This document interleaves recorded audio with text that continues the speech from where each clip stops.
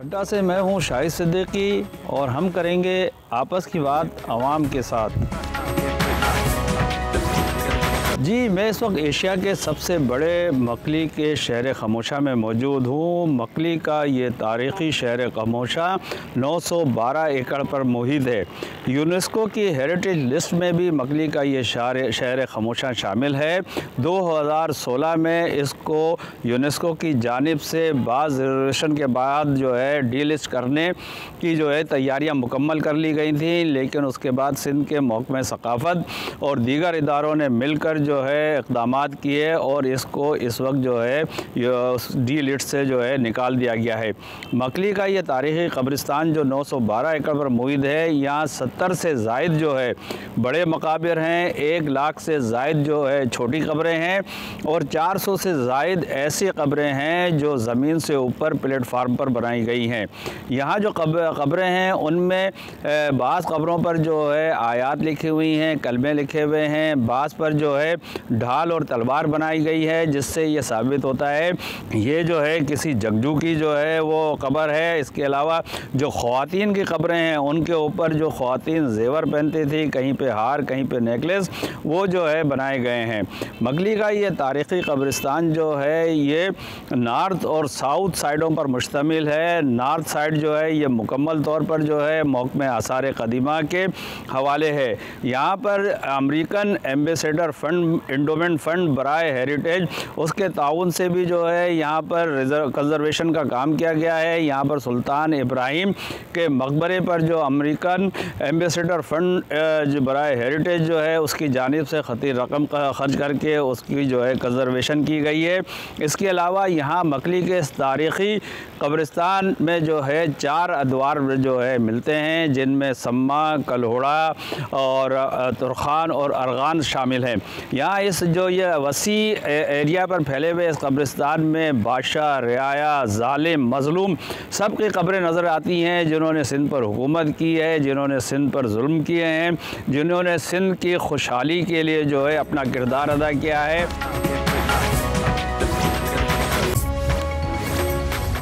जी, Asia के सबसे बड़े तारीख़ी शहर खामोशा मकली में इस वक्त हमारे साथ मशहूर तारीख़दान डॉक्टर मोहम्मद अली मांझी मौजूद हैं। हम उनसे बात करते हैं, वो हमें इस तारीख़ी कब्रिस्तान के बारे में बताएंगे।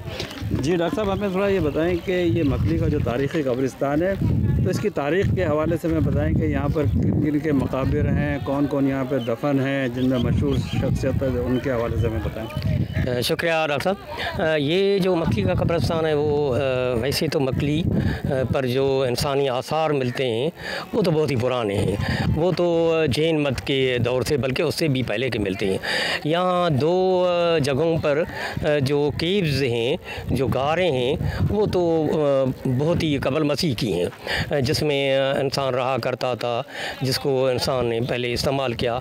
उसके बाद जैन मत वाले उनके मदर मिलते हैं और उसके बाद जो ये कब्रिस्तान है, जो मान्यूमेंट है, वो शुरू हुआ है समा दौर में शुरू हुआ है, तकरीबन 500-550 साल से मतलब 550 साल से हुआ, बल्कि उससे भी थोड़ा पहले। तो उसमें पहले जो था एक मदरसा बना और वो मदरसा था शेख हमाद जमाली का। शेख हमाद जमाली का मदरसा बना और उसके बाद आस्ते आस्ते, उससे पहले भी कहते हैं कि जो तुगरल बेग था उस दौर में वो उसने मकबरा उसका बना, जिसकी मस्जिद बनाई हुई कलांकोट पर भी है, जिसने कलांकोट पर तुगरल आबाद का नाम रखा और उसका मकबरा भी इधर है। उसके बाद जो है वो मदरसा बना, शेख हमाद जमाली का। शेख हमाद जमाली जाम तमाची के दौर में था, जाम तमाची का बल्कि उस्ताद था। यहाँ जो भी सलातीन थे, जो समा हाकम थे, उसका उस्ताद था। और उस्ताद न फ़क़त ऐसा था, लेकिन ऐसा उस्ताद जो शायर भी था, जो आलम भी था, जो अदीब भी था, जिसके पहली सिंधी जो अशार मिलते हैं उनमें शेख हमाद जमाली का नाम भी है। उसका मदरसा भी इधर है।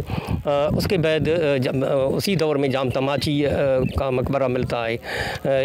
मतलब ये कि 550 पौने 600 साल से वो जो है मकबर मिलते हैं उनके। ये बताएं कि यहाँ जो सिंध पर जो हुक्मरानी की है समा दौर जो है उसमें किन किन बादशाहों के मकबरे यहाँ पर हैं? जो समा दौर के जो मकबरे हैं उसमें एक तुगरल का है, जिसको तुगलक का है, जिसको तुगरल भी कहते हैं, लेकिन जाम तुगलक का है। उसके बाद जाम तमाची का है, जाम राजपाल है। राजपाल को बादशाह नहीं होता लेकिन इनका बड़ा था तो उसका है। जाम निज़ामुद्दीन का है। तो इनके मकाबरे और बाकी जो है इसके जो सुपा सालार थे जैसे दूल्हा दरिया खान आए या दूसरे जो है उनके मकाबरे हैं। बाकी ये जो इनके आले खाना है या इनका जो ख़ानदान है उसका फैमिली है उसके भी मकाबरे दर हैं। और उस दौर की मस्जिद जो पहली मिलती है जामे मस्जिद वो भी उसी दौर की यहाँ पर समा दौर की मौजूद है।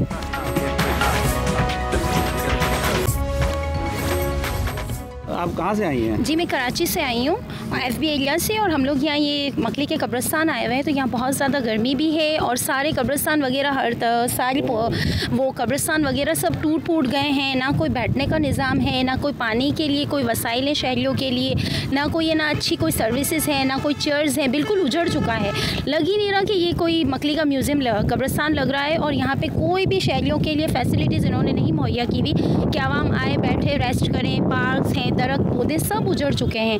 तो हम ये हुकूमत से दरख्वास्त करते हैं कि इसे अच्छी तरह से बनाया जाए कि पब्लिक्स आती हैं, छुट्टियां वेकेशन से तो बच्चों की छुट्टियों के लिए आए हुए हैं। तो यहाँ पर कोई गर्मी की वजह से ना कोई शील्ड्स ना चेयर्स, तो बच्चे भी वो हो रहे हैं। तो आप इसको इंतज़ाम करें, अच्छा बनाएं। ये हमारी तारीख़ी जगहें हैं हमारे बुज़ुर्गों की, तो हम इसकी देख रेख करें। क्योंकि वैसे भी ना हमारे कराची में कोई पॉइंट्स दिए हुए हैं इन्होंने, सारे उजाड़ दिए, और सिंध में भी ना कोई अच्छे पॉइंट्स दिए हुए हैं इन्होंने।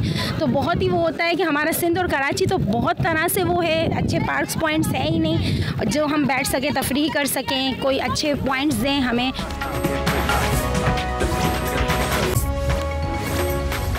सर आप बताएं, हम इस वक्त एशिया के सबसे बड़े मकली के कब्रिस्तान में मौजूद हैं, तो कैसा आपने यहाँ देखा, तो क्या आपको महसूस होता है यहाँ पे? नहीं, हमारी खुशकिस्मती है कि हम वर्ल्ड हेरिटेज साइट मकली पर मौजूद हैं, जहाँ पर बादशाह, उलमा, फ़िक्रे और दूसरे कमांडर मदफून हैं। लेकिन साथ ही साथ हमें फ़ोकस जो किया जाता है, तकरीबन बादशाहों को फ़ोकस किया जाता है। लेकिन इल्मी मरकज़ के हवाले से देखा जाए तो ठट्ठा में 400 मदारस थे। उन उलमाए कराम की आखिरी आरामगाहें भी मकली पर मौजूद हैं, जिन्होंने इल्म और अदब पर और सारी दुनिया में काम किया था। जिस वक्त ये समा दौर था, तो समा दौर में मकली और ठट्ठा एक इल्मी उरूज हासिल था, जिसे बगदाद और दमिश्क के इल्मी मराकज़ के मुताबिक हम पल्ला थे। उस दौर में एक बुज़ुर्ग शेख हमाद जमाली, जिन्होंने पहला यहाँ पे मदरसा कायम किया था, और उनकी पहली बनाई हुई जामा मस्जिद भी यहाँ पर मौजूद है। उनके बाद वक्तन फ़वक्तन यहाँ पे उलमा कराम ने अपना काम किया, जिनमें मखदूम मोहम्मद हाशिम ठठवी रहमतुल्लाह अलैह ने 300 के करीब, कुछ उलमा के मुताबिक और कुछ के मुताबिक 150 के करीब कुतुब लिखी, जो दुनिया की मुख्तलिफ़ यूनिवर्सिटीज़ में, मदारिस में आज भी पढ़ाई जाती हैं। ये हमारे लिए काबिल फ़ख्र बात है। उनके बाद मखदूम अबुल कासिम नक्शबंदी, मखदूम मोइन ठठवी, और जिनकी जो है वो मुलाकातें या निस्बत जो थी शाह अब्दुल लतीफ़ भिटाई से थी। यहाँ पर शाह अब्दुल लतीफ़ भिटाई के आसार भी मकली में मौजूद हैं, उन्हें भी जो है उजागर किया जाए। और मखदूम ठारो जिसे हम कहते हैं वो भी थे, और जिन्होंने सिंधी अल्फ़ाबेट ईजाद की थी, मखदूम अबुल हसन ठठवी, उनकी आखिरी आरंगबा भी यहाँ पर मौजूद है। लेकिन अफसोस ये है कि वो कहाँ पर है, ये हम दोस्तों से जो है वो गैर महफूज है। आप ये मकली का तारीख़ी कब्रिस्तान देखने आए हैं, तो आपने क्या देखा यहाँ पे? कब्रिस्तान तो बड़ा खूबसूरत है, एशिया का सबसे बड़ा कब्रिस्तान है। लेकिन बड़ा दुख हुआ देख के कि जहाँ 10 लाख से ज़्यादा कब्रें हैं, बड़े बड़े बादशाहों के, औलियाओं की कब्रें हैं, वो टूट फूट का शिकार हो गई हैं, दीवारें गिर गई हैं। इसके मकबरों के जो मकबरे थे बड़े बड़े बादशाहों के, वो गिर चुके हैं, और तमाम छतें वगैरह बहुत बुरी हालत है। यहाँ के तक कि गंदगी का भी बहुत बुरा हाल है, गंदगी जगह जगह फैली हुई है। और हैरत की बात है कि यहाँ सयाह आते थे पूरी दुनिया से, बड़े अच्छे। अब उन्होंने आना सिर्फ इसलिए छोड़ दिया कि यहाँ कोई आसाइश नहीं उनके लिए, ना कोई बैठने के लिए शेल्टर है, ना पीने का कोई पानी है, इतना बड़ा कब्रिस्तान है जो 10 मुरब्बा मील पे फैला है। लेकिन कहीं भी आप देखें किसी सयाह के लिए या आने वाले के लिए कोई भी बैठने की जगह नहीं है, कोई पीने का पानी या कोई भी बंदोबस्त नहीं किया गया। बड़ा बुरा हाल हो रहा है। इस टाइम अगर ये सूरत हाल रही तो कुछ दिनों में खंडरात में तब्दील हो जाएगा। मोहनजोदड़ो की तरह लोग इसको देखने आएंगे। इतने हसीन इसके नक्शे निगार थे, इतनी खूबसूरत कब्रें थी, इतना बेहतरीन मकबरे थे, सब का सब जो है ढेर हो चुके हैं। और बदकिस्मत ये कि 18वीं तरमीम के बाद ये सिंध गवर्नमेंट को दे दिया गया, तो जो इसका हाल है वो भी तबाह हो गया। अब ये जो औकाफ के पास आने के बाद जो है बिल्कुल ख़त्म हो गया, बिल्कुल अब कोई तवज्जो ही नहीं है गवर्नमेंट की। हमारे जहन में एक बात थी कि ये मकली का कब्रिस्तान जो है एशिया का बड़ा कब्रिस्तान है, इसको देखेंगे तो यहाँ कुछ इतनी फैसिलिटीज़ होंगी जो मज़ा आएगा। लेकिन यहाँ पे जो देखिए कब्रें जो है वो तकरीबन मिसमार हो चुकी हैं और यहाँ पर पानी की किल्लत है। जो सियाह आते हैं उनके लिए पीने का पानी नहीं है और ये वाशरूम यहाँ पर नहीं है। एक ये है कि अब ये जो काम हो रहा है यहाँ पर, जितनी कब्रें मिसमार हो रही हैं, उसको आर्कियोलॉजी वाले जो काम करवा रहे हैं उनका अगर काम देखेंगे वो नाकस काम है। क्योंकि आप जितना भी उसके ऊपर जितना भी काम करें तो ऐसा होना चाहिए कि उनकी असलियत जो है वो बरकरार रहनी चाहिए। लेकिन यहाँ पर ये मिट्टी का चुन का वो जो लेप करते हैं उसकी वजह से उसकी जो असलियत है वो ख़त्म हो जाती है। और यहाँ पर जो फैसिलिटीज़ जो है वो बिल्कुल नहीं है। एक तस्वर है हमारे जहन में कि ये एशिया का बड़ा कब्रिस्तान है, यहाँ पर बड़ी फैसिलिटीज़ होंगी और जाएंगे लोग, मज़ा आएगा। लेकिन यहाँ पर वो कुछ नहीं है। और जो मकली जो है, जो असल मकली जो है वो ये नहीं है। असल मकली जिसको शायरों ने भी अपने गाया है बहुत, वो जो है वो निज़ामुद्दीन वाला साइड जो है वो जो माई मकली वाला पीर हमाद जमाली जो है वो उनकी तरफ से जो है वो असल मकली वो वहाँ पर है। कि इस मकली के तारीख़ कब्रिस्तान में कितने अदवार मिलते हैं हमें? ये तो पुराना बहुत ही पुराना है। जो सम्मा दौर जो है उसके सम्मा दौर के जाम निज़ाम जो था, जो आखिरी हुक्मरान था सम्मा, उसके बाद जो है वो मकली डेवलप हुई है यहाँ पर। तो वहाँ पर जो असल जो मकली जो है उसके हवाले से आप जाएंगे तो आपको वहाँ पर आपको बड़ा दुख होगा। जो माई मकली जिसके नाम से कहते हैं, ये मकली जो कब्रिस्तान है उनकी जो कब्र बनी है वो भी फ़र्जी कब्र है, वो असल कब्र वहाँ पर नहीं है। जो असल कब्र है वो मिसमार हो चुकी है।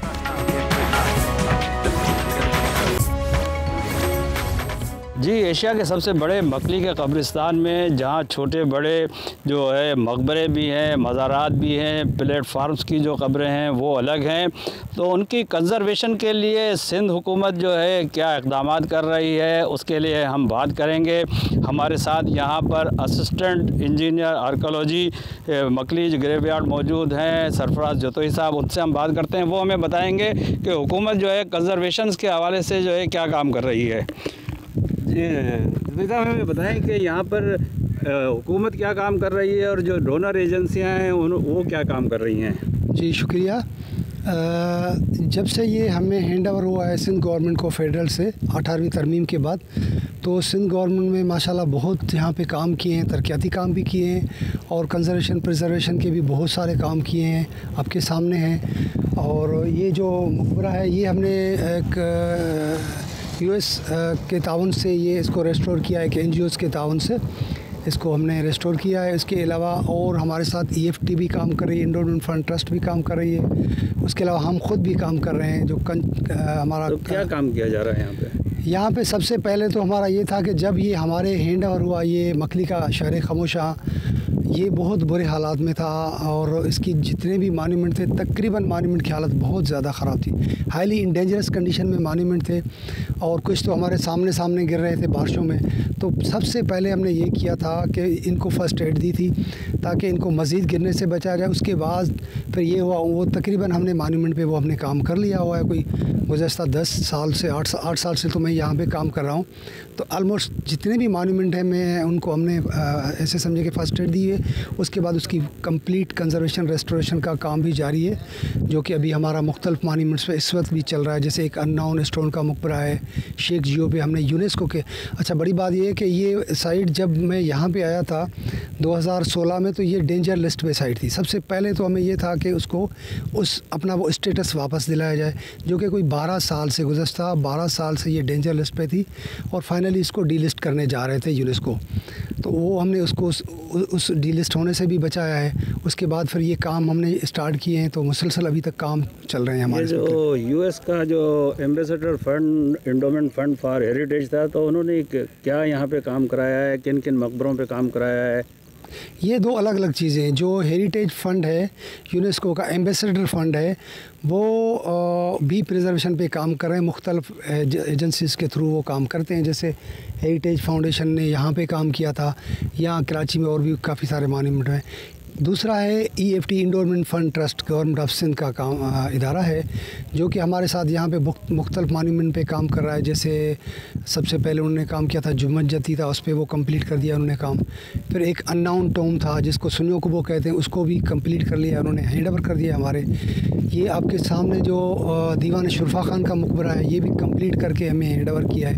अभी 2 मॉन्यूमेंट और ऐसे हैं जिनके ऊपर वो काम कर रहे हैं, और एक और हम फ्यूचर में उनको देने जा रहे हैं। जैसे माई मकली की जो कब्र के साथ एक मस्जिद है, सबसे पुरानी मस्जिद है, उस पे ऊपर ऑलमोस्ट उन्होंने काम कर लिया है। फिर एक हमाद जमाली का मकबरा है जो कि बहुत ज़्यादा खस्ता हाल में था और टूट फूट चुका था, उसके कॉलम गिर चुके थे, उसके लेंटर्स गिर चुके थे। उनको भी दोबारा टेक्निकल साइड से हम देख रहे हैं उनको, और फिनंशियली सपोर्ट वो हमें दे रहे हैं। उस ऊपर अभी भी काम चल रहा है उस मकबरे के ऊपर।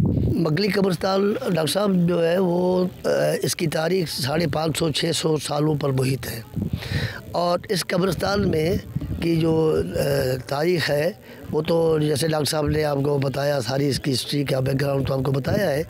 लेकिन बात ये है कि जब से ये है, हालांकि ये दुनिया की जो बहुत बड़ी और मारूफ जो रामसर साइट्स है, उस रामसर साइट में से ये एक है। रामसर साइट्स उसको डिक्लेयर करते हैं जिसको दुनिया के बड़े बड़े अदारे जो है उसकी फ़ंडिंग करते हैं, और उन फंडों से जो है वो जो माली मामलत जो होती है उससे उनको जो है वो बनाया और मेंटेन किया जाता है। आप ये इनके तो बड़े ये कहते रहते हैं कि चूँकि हमारे फंड्स की कमी है, चूँकि हमारे पास, हालांकि जो हमीद हारून और दूसरे साहब जो है जो उसके एंडोमेंट फंड के जो है जिनके डिस्पोजल पर हैं, वो लोगों ने भी वो भी कंट्रीब्यूट कर रहे हैं यहाँ पर, और इनकी मेंटेनेंस किसी हद तक कभी कभार होती रहती है। लेकिन जिस हद तक जाना चाहिए, काम होना चाहिए, वो नहीं हो रहा है। आप चले हमारे नेबरिंग कंट्री में चले जाएं, आप गुजरात दुनिया का सबसे बड़ा जो है वो भी नेक्रोपोलिस है, वहाँ पे भी बड़ी अजीब व गरीब और यूनिक किस्म का स्ट्रक्चर और मैग्निफिसेंट वहाँ पे स्ट्रक्चर बने हुए हैं। लेकिन वो लोग भी वहाँ पर मेंटेन कर रहे हैं, उनके भी अपने मसाइल हैं।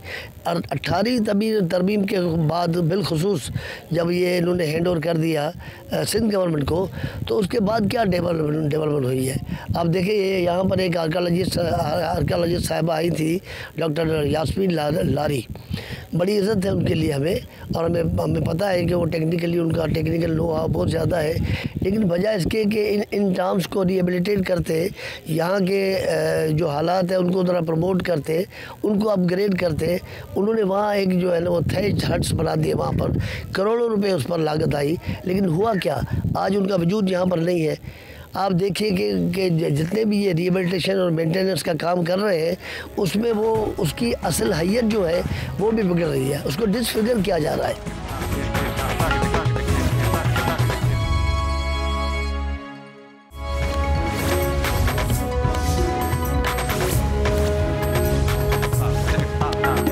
जी, मकली के शहर खमोशा से हम अपना सफ़र तय करके ठट्टा की तारीख़ी शाहजहाँ मस्जिद में पहुंच गए हैं। मस्जिद में पहुंचते ही जो मौसम खुशगवार हो गया, हल्की हल्की बारिश भी हो गई है। ठट्टा की ये तारीख़ी शाहजहाँ मस्जिद इस्लामी और मुग़लिया तर्ज़ तामीर का एक नादिर नमूना है। इसकी तामीर जो है मुग़ल बादशाह शाहजहाँ ने जो है तामीर कराई थी, और इसकी तामीर पर 9 लाख अफ़गानी रुपए जो है ख़र्च किए गए थे, और 3 साल में इसकी तामीर जो है मुकम्मल की गई थी। इसकी तामीर के अंदर जो सुर्ख ईंटें, काशी की टाइलें और पत्थर का इस्तेमाल किया गया था। लेकिन ये जो ठट्टा की तारीख़ी मस्जिद है, ये 100 गुंबद वाली मस्जिद के नाम से भी मशहूर है, क्योंकि इसमें मस्जिद की तामीर में गुंबदों की तरतीब इस तरीक़े से जो है रखी गई थी कि बग़ैर किसी मवासलाती सिस्टम के मेन महराब से लेके आखिरी सिरे तक जो है मौज़िन की और पेश इमाम की जो है आवाज़ आसानी पहुँचती है।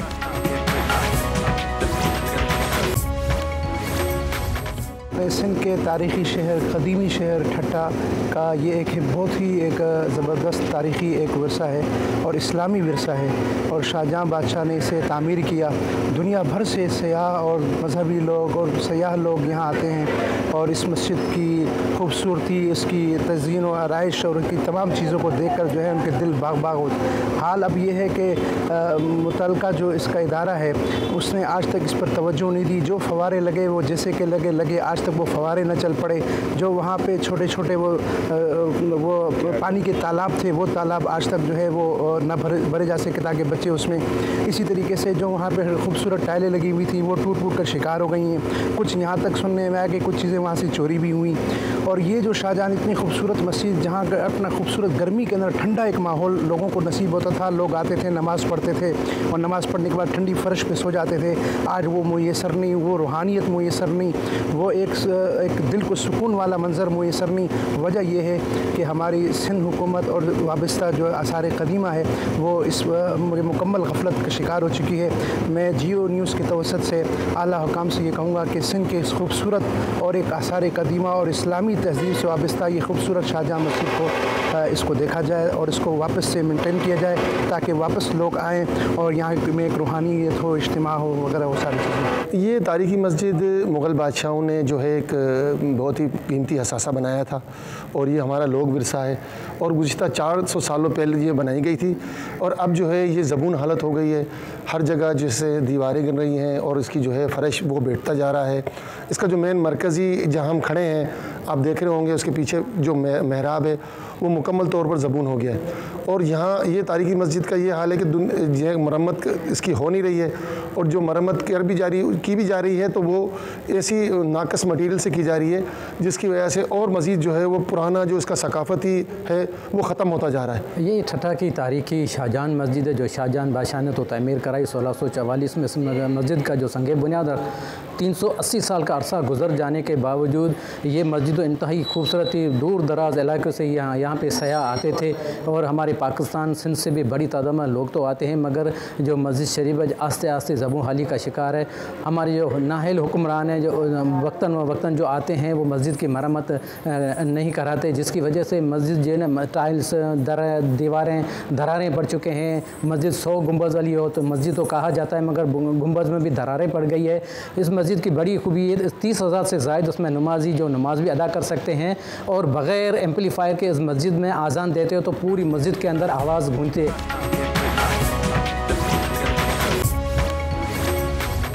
अस्सलाम वालेकुम। मेरा ताल्लुक़ पंजाब से, पंजाब का ज़िला डीजी खान। हम इधर घूमने फिरने आए यार दोस्त हैं। ये हमारे इधर ठट्टा के शाहजहाँ मस्जिद बहुत ही कदीमी है। मैं इधर तकरीबन 30 साल रहा हूँ ठट्टा में। पहले जब देखी थी ना माशाल्लाह बहुत ही खूबसूरत और बहुत ही अच्छी इसकी मुरम्मत होती थी। अभी तो देख रहे हैं इसका हाल ही नहीं है, बस किधर से खड्डा पड़ा हुआ उधर से दूसरी जगह हर तीसरी जगह पे। बाकी पाकिस्तान को चाहिए, पूरे पाकिस्तान को, सिंध हुकूमत को नहीं पाकिस्तान को चाहिए इसकी तामीर का काम कराए, उन लोगों की खिदमत करे। ये सैर व तफरीह इंटरनेशनल लेवल पे ये मस्जिद का नाम मशहूर है। कहीं भी हम जाते हैं बोलते हैं ज़िला ठट्टा में जो मस्जिद शाहजहाँ मस्जिद है वो देखिए ये मशहूर मारूफ मस्जिद है। हुकूमत को चाहिए इसको मुरम्मत करानी चाहिए।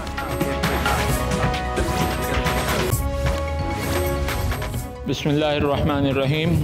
पहले तो मैं जियो न्यूज़ का जो है बहुत शुक्रगुज़ार हूँ कि उन्होंने इस अहम वक्त पर और अहम मौके पर इस पर तवज्जो दी। वाकई शाहजहाँ मस्जिद शरीफ में पिछली 2 दहाइयों से काम नहीं हुआ है और बड़ी सख्त और एमरजेंसी बुनियादों पर इस पर काम की ज़रूरत है और हम भी बार बार हुकूमत वक्त को बतौर ख़तीब और मुतवल्ली यहाँ पर हम तवज्जो दिलाते रहते हैं और तवज्जो दिलाई भी है। तो इस वक्त मस्जिद शरीफ की जो सूरत हाल है वो इंतहाई नागुफ्तबे है। बहुत ज़्यादा मखदूश इसकी पोजीशन है, बहुत खस्ता और ज़ईफ़ हो चुकी है और इसकी हालात ऐसे हैं कि दीवारों में दरारें पड़ी हुई हैं और यहाँ तक कि उसकी बुनियादों में बाहर से आप अगर विज़िट करेंगे तो आपको मैं दिखा सकूँ तो उसकी बुनियादों में भी दरारें पड़ी हुई हैं। जो बुनियादी पत्थर जो हैं वो भी टूट कर जगह मतलब बहुत फासला आ रहा है बीच में, और उसकी साइडें जो है अपने वज़न से दीवारें वो नीचे बैठ रही हैं। जैसा कि साइड से आप विज़िट करेंगे तो आपको नीचे ज़मीन पे बाकायदा इतना फासला नज़र आएगा पत्थरों के दरमियान कि पूरी उंगली जो है वो अंदर बैठ जाती है। तो इतना जो इसमें जो है कैफियत है, सूरत हाल है, तो इसको फ़ौरी तौर पर एमरजेंसी बुनियादों पर इसको नज़रदारी की ज़रूरत है। ये जो गुंबद जो सबसे बड़ा मेन गुंबद है, इसके नीचे हम खड़े हुए हैं, तो इसकी क्या सूरत है? ये गुंबद भी ज़ाहिर बात है जब पूरी मस्जिद शरीफ दो अतराफ़ से और महराब की साइड से इन 3 जगहों से बैठ रही है, राइट और लेफ़्ट और जो महराब की जो साइड है, इन जगहों से बाकायदा उसमें निशानियाँ नज़र आ रही हैं जो बैठ रही हैं। तो उसमें ये गुंबद भी यकीनन मुतासिर है, और चूँकि ये अपने हुजम के हिसाब से बड़ा भी है, और दूसरा इसमें क्योंकि काम बहुत बारीक और बहुत खूबसूरत काम हुआ है, इस वजह से उसमें जो खुदा न खास्ता अगर इस तरह की कोई चीज़ मौजूद भी है तो वो अभी तक सामने नहीं आई है, लेकिन उसके बाहर की दीवार वगैरह में ये चीज़ें हमें नज़र आती रही हैं। जो बाहर पत्थर लगे हुए हैं इसी महराब के हिस्सा हैं, तो उससे हम यकीनन हम इस बात का अंदाज़ा कर सकते हैं कि ये गुंबद भी ज़रूर मुतासिर है।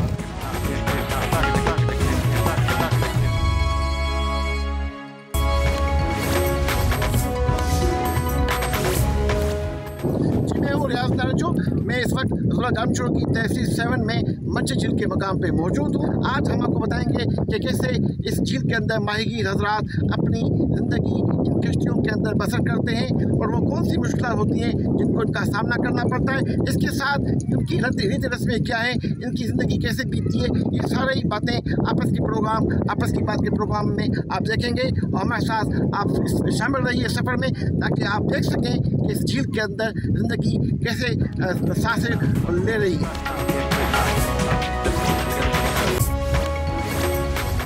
जी बिल्कुल, इस वक्त मैं मंच झील के सतह आप में मौजूद हूँ, और इस झील को मंच झील को ये एजाज़ हासिल है कि ये एशिया में सबसे बड़ी झील है, बल्कि इसके साथ माजी में तो इस झील को ये एजाज़ भी रहा है कि ये मीठे पानी की झील होती थी। जब से ये पानी आलूदा हुआ है तो मंच झील में जो अभी ज़िंदगी है, ना सिर्फ उसको बल्कि इंसानी ज़िंदगी को भी एक किस्म का खतरनाक हो चुका है।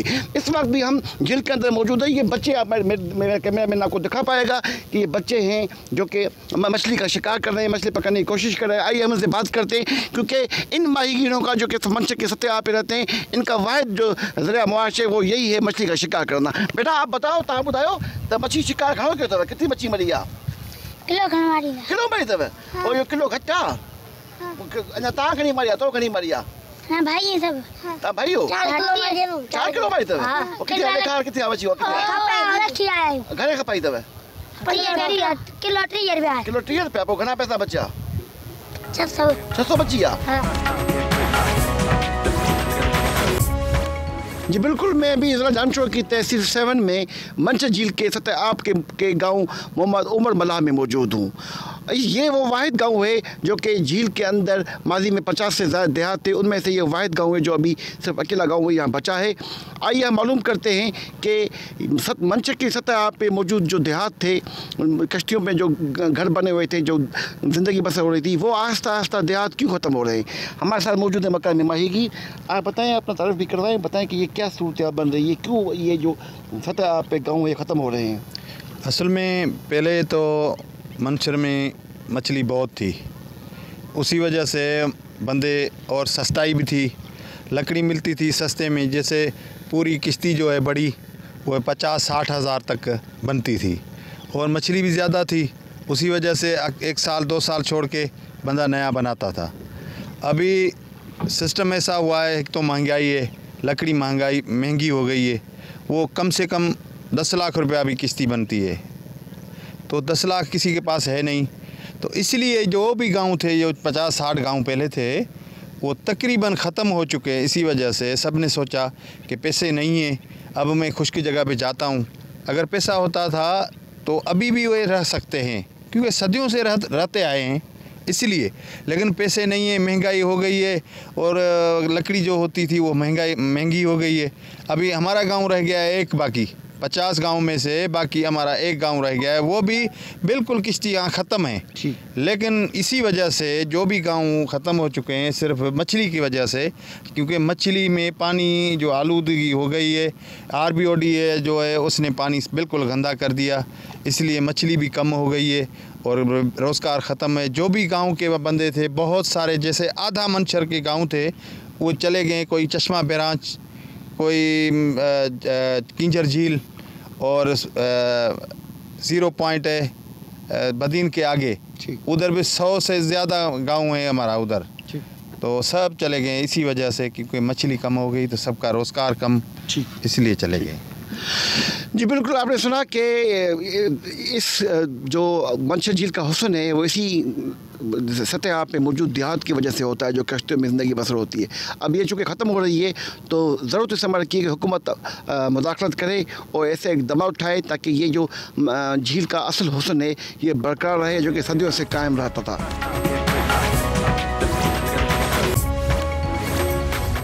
जी हम अभी मंशर झील के अंदर जो सतह आप पे मौजूद गांव उमरमला है वहाँ के एक कश्ती में मौजूद हैं, और इस कश्ती की खुसूसियत इस वाले से भी है कि ये कश्ती ख़ास बैचलर नौजवानों के लिए बनाई गई है, जो कि बैचलर होते हैं नौजवान, वो पढ़ने जाते हैं तो यहीं पे आके ही इनकी क़याम रहायशगाह होती है।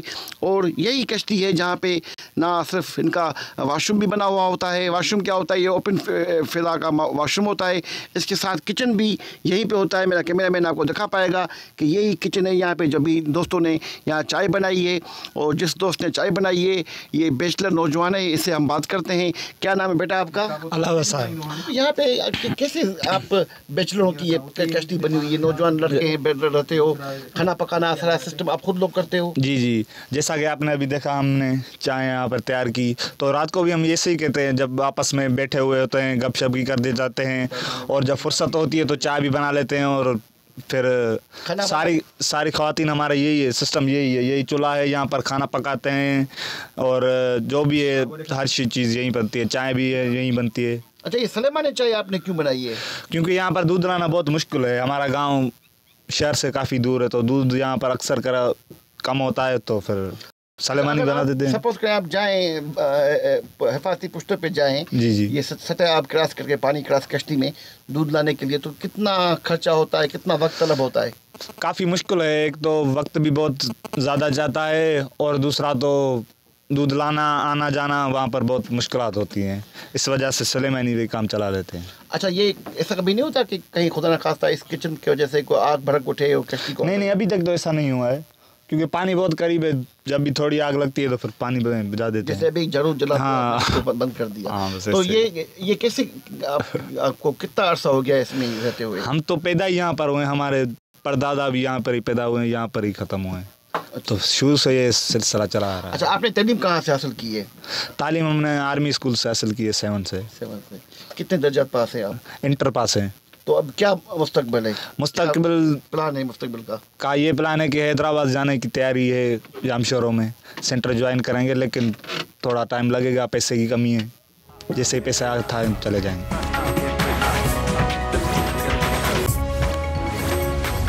मैं जिस कश्ती में मौजूद हूँ ये मोहम्मद यूसुफ मलाह की कश्ती है, जिस पर उसका ख़ानदान आबाद है।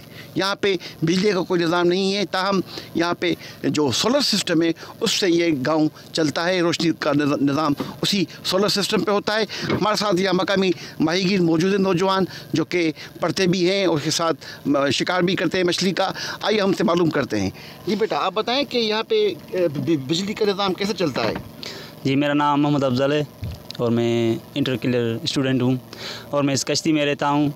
हमारे पूरे गांव में बिजली का इंतज़ाम नहीं है, और जो सियासतदान हैं MNA हैं सरदार सिकंदर लापोटो, जिन्होंने हमें सोलर प्लेट्स, एक बैटरी और एक फ़ैन दिया है, और 5 बल्ब, जिससे हमारा पूरा गांव रोशन रहता है। रात को भी हमारे पास रोशनी रहती है, कोई मोबाइल चार्जिंग करनी हो या फ़ैन चलाना हो या बल्ब वगैरह, हर चीज़ की सहूलत अभी हो चुकी है। ये सिकंदर लापोटो की मेहरबानी है, और पूरे गांव को दिया है। अच्छा, ये किस टाइम आप जलाते हैं? रात के वक्त जलाते हैं? जी हाँ, रात के वक्त, और दिन में गर्मी होती है तो पंखा चला लेते हैं, रात को बल्ब चलाते हैं, मोबाइल वगैरह चार्ज करते हैं।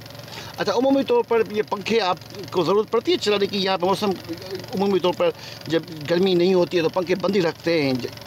जी, जब गर्मी होती है तो पंखे की ज़रूरत नहीं पड़ती है, फिर तो हम कश्तियों को जो ना बाहर से ही ढक देते हैं। लेकिन जब गर्मी होती है, गर्मी की शिद्दत होती है, जून जुलाई का महीना होता है, तो फिर तो फ़ैन चलाना पड़ता है गर्मी की। पानी पर ज़िंदगी बसर होती है, आपके क्या तजुर्बात हैं? ये ज़िंदगी कैसी लगती है आपको? ये ज़िंदगी तो ज़ाहिर है कि तकलीफ़ वाली ज़िंदगी है, क्योंकि ये हम जिस पानी पर खड़े हैं अभी, मच्छर के सतह पे खड़े हैं, तो ये पानी भी पीने लायक नहीं है। पीने का पानी हम भानसदाबाद से मंगवाते हैं, जो कि एक गैलन हमें मिलता है 50 रुपये में। ये तकलीफ़ होती है, और पढ़ाई लिखाई की भी तकलीफ़ होती है, क्योंकि स्कूल यहाँ पर है नहीं। और फिर तो ये खारा पानी जब आता है जून जुलाई के महीने में, जब बरसात होती है तो पानी मच्छर का बढ़ जाता है, फिर हम नकल मकानी कर जाते हैं, एक जगह से दूसरी जगह चले जाते हैं। अभी हम बंद मच्छर के सामने खड़े हैं, फिर जंगारा चले जाएंगे, बाजार उस तरफ चले जाएंगे, क्योंकि पानी बड़ा हो जाएगा। और कश्तियाँ हमारी बहुत नाजुक होती हैं, फिर हवा में तूफ़ान में खड़ी नहीं रह सकती, डूब जाएंगी इस वजह से। जी बिल्कुल, आपने सुना कि मंच के सतह पे जो कश्तियों में आबाद देहात हैं, वो उनकी ज़िंदगी कैसे बसर होती है, क्या मुश्किलात पेश आती हैं, बिजली का निज़ाम नहीं होता, स्कूल यहाँ पे नहीं होते, और किस तरीके से एक कश्ती के अंदर, एक ही कमरे के अंदर ये ज़िंदगी बसर करते हैं, कितनी मुश्किल ये ज़िंदगी होती है।